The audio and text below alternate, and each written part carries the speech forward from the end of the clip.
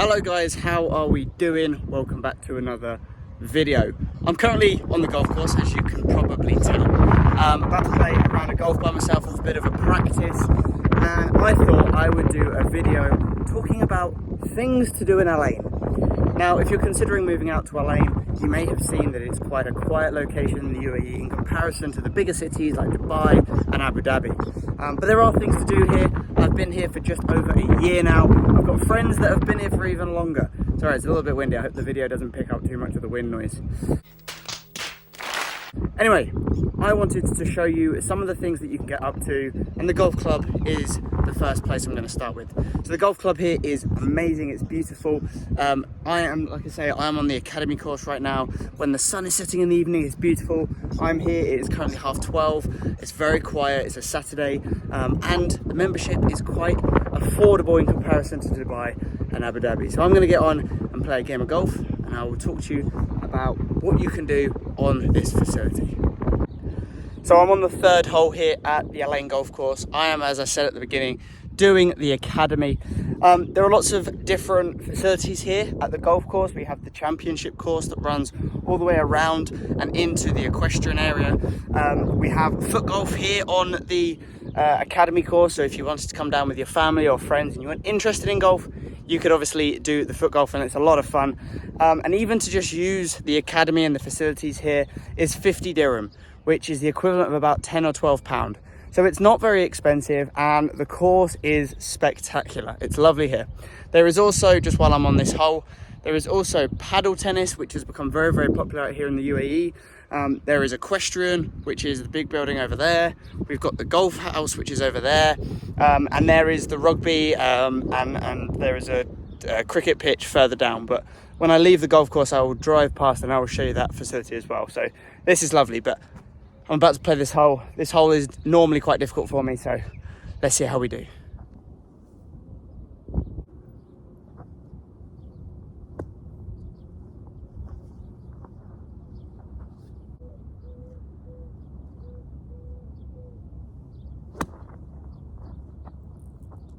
Well, it wasn't the best tee shot. Hit it just over to the left, but I think I'm just off to the side of the green, so a little chip shot on. Hopefully I should be all right. Okay, so my ball is just over there, and the hole is there. So a nice little chip, and I should be in a good position. That wasn't the best hole. I managed to get a lovely little chip shot onto the green within about 6 foot of the hole, but then I left it short. So that was a 4 because it was a par 3. This whole course is par 3s. But anyway, I'm going to finish the rest of my game of golf. Hopefully I start improving, but as is the nature of golf, I suppose. And I will catch you guys in a bit.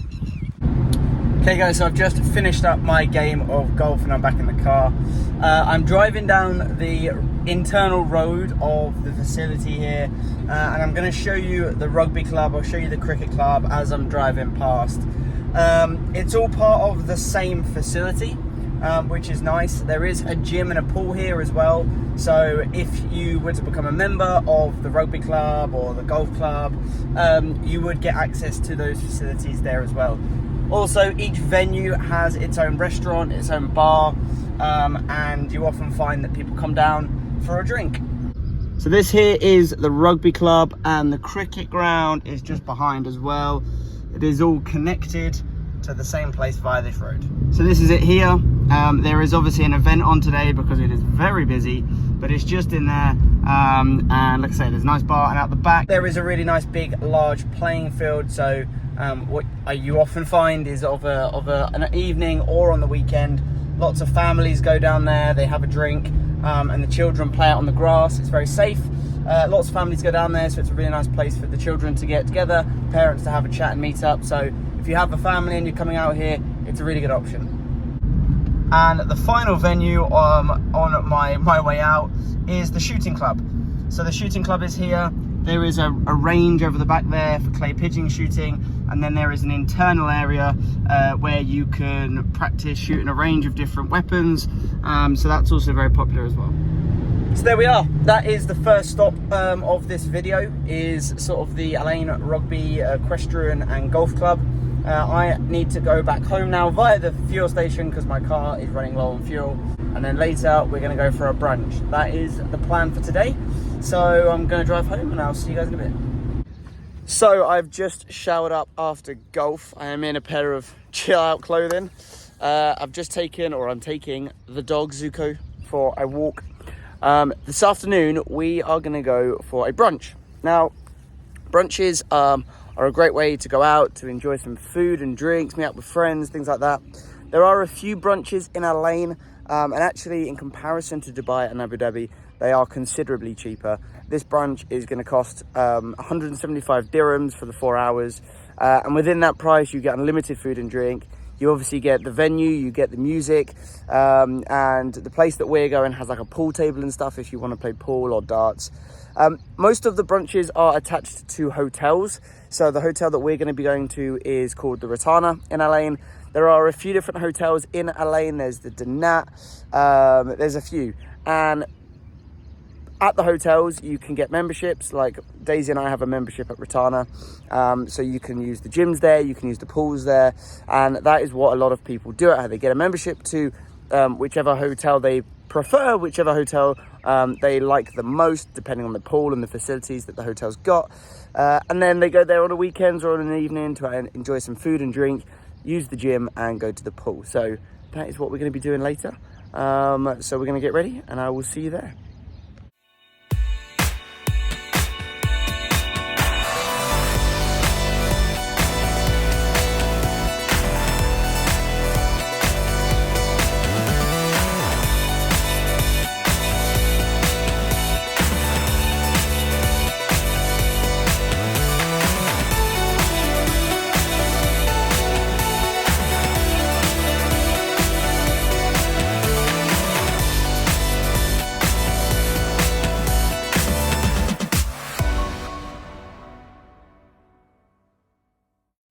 All right, I have just finished work. As you can probably tell, this video has taken a couple of days to prepare. I've just been busy. The weather has been interchangeable, which is why I am yet to go to the pool, for instance. Anyway, I digress. Right now, I've just finished work and my school is relatively close to the Jebel Hafit. The Jebel Hafit is the mountain in Al Ain and it is a lovely drive up. There are plenty of wonderful stops that you can get really nice views over Al Ain, and also you can look into Amman a little bit. Don't really see much in Amman, it's just a desert from the Jebel Hafit, but nonetheless it is nice to go up there. And there is a hotel at the top, so you can go and stay by the pool, you can stay at the hotel if you wished, and you can get food and drinks there too. So I'm going to take you there, just stop off at one of the viewpoints and give you a bit of an idea as to the kind of views you can see, and I'll talk a little bit about the times of day that is best to go. There is also a park nearby as well that's really nice. They've got barbecue pits, so I might try and stop there too. And then on my way home, I will drive past the zoo, because there is quite a large zoo with safari park here in Al Ain too. And this is the Jebel Hafit.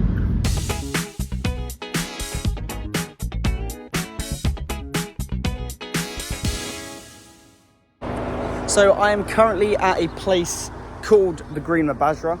The Green Mabazra is a really nice area. It's a lovely parked area. You can see it's all green and you've got the mountain area in the background. Now, there are many play parks, so if you've got children, you can come down here and bring your children. Over the far side, there are many picnic benches, barbecue pits. There's a big playing field over the other side as well. And for, I think it's 50 dirham, you can also book kayaks and canoes, because there's a big lake over there, and there is the historical dam as well. So it's a really lovely place to come. It does get very busy on the weekends though, so that's something to bear in mind. Next stop, we're gonna drive up the Jebel Hafit. I also forgot to add that there are some chalets here at the Green Mabazra.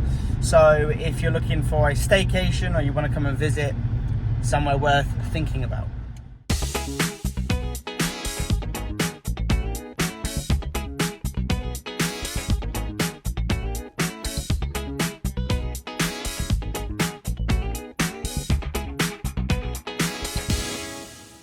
I have just stopped off at the first viewpoint. The view over Al Ain is lovely.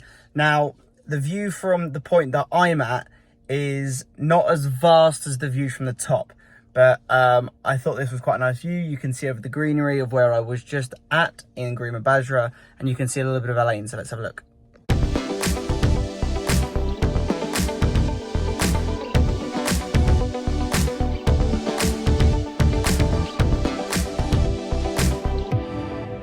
So from here, the green area just there is the Grima Basra, and then all along there is the rest of Al Ain.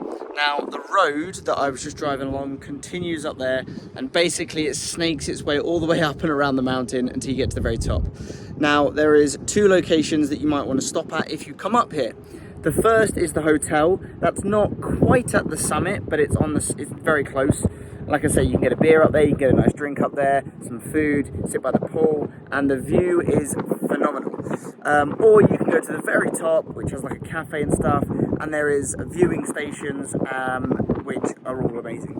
I'm gonna get back in the car because it's so windy up here. Now, unlike Grima Basra, the mountain never really gets that busy.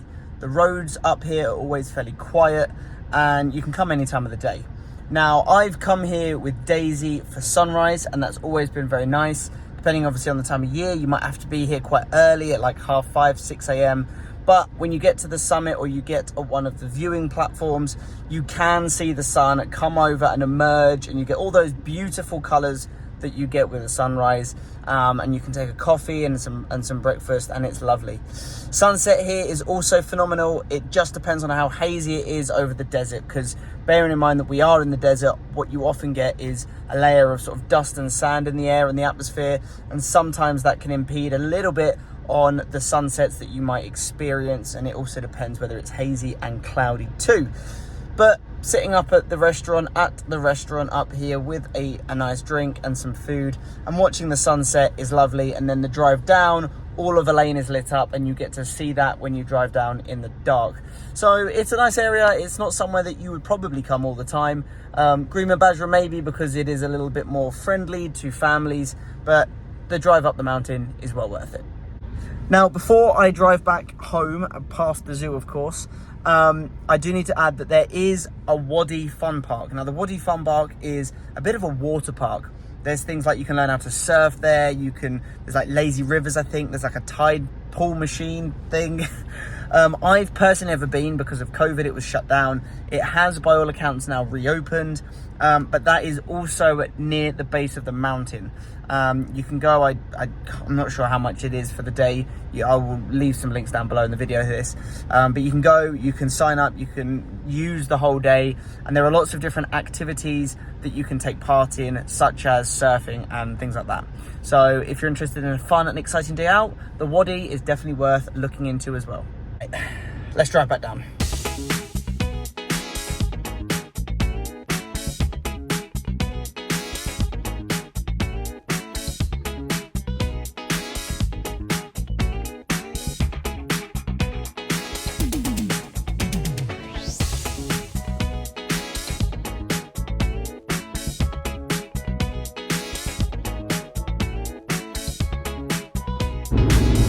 So the zoo is just up the road.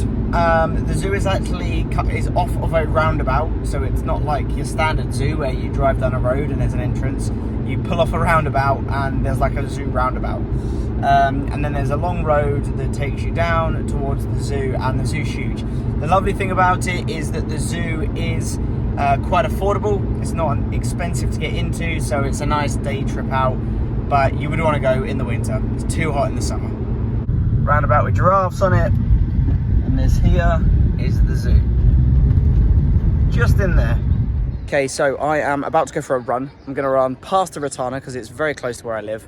I'll show you a little bit. I won't be able to film inside because it's a hotel. I'm not allowed to film inside a hotel, but I will try to drop some pictures in to give you an idea of the kind of facilities that some of these hotels have. But I'm going on a run. Right, let's go. Whew. Okay guys, so I am now at the Ratana.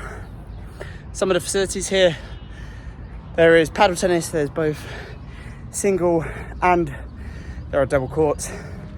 And then there are a few different things. So if I show you this sign, the first says Oasis Wing Reception, and there's Wadi Falaj Reception. These are the main receptions for the hotel. You've then got Bodylines, that is the gym. You've then got the Zen Spa and the Zaka Ballroom. So the spa is over the far side, so you can get massages and all things like that. The ballroom is a big conferencing room area where you can hold events and things as well. So yeah, this is Rotana. So that is the main entrance over there. The ballroom is in front here. There's paddle, as I said before. Over the other side of these cars is the gym. Here is the spa, and behind these buildings here is the swimming pool. So attached to this hotel, there are a few restaurants. You've got Trader Vic's, which is great for a Saturday brunch. There's Zest, which is a bit more of a seated, formal dining experience. They do brunches, seafood nights, things like that.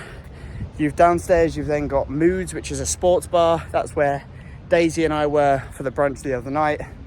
And then there is also an Arabic restaurant as well. I'm not sure of the name, but if you are Muslim and you don't want to be surrounded by alcohol, there is an Arabic restaurant here too. So yeah, so this is the kind of venue you can become a member of. Me and Daisy are members here because the gym is great. You get discount on all of the places inside to eat and drink, and you have access to the swimming pool, which is brilliant. So yeah.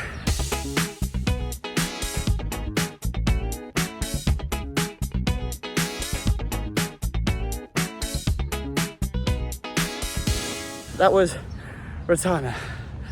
I'm gonna continue with my run. Let's go.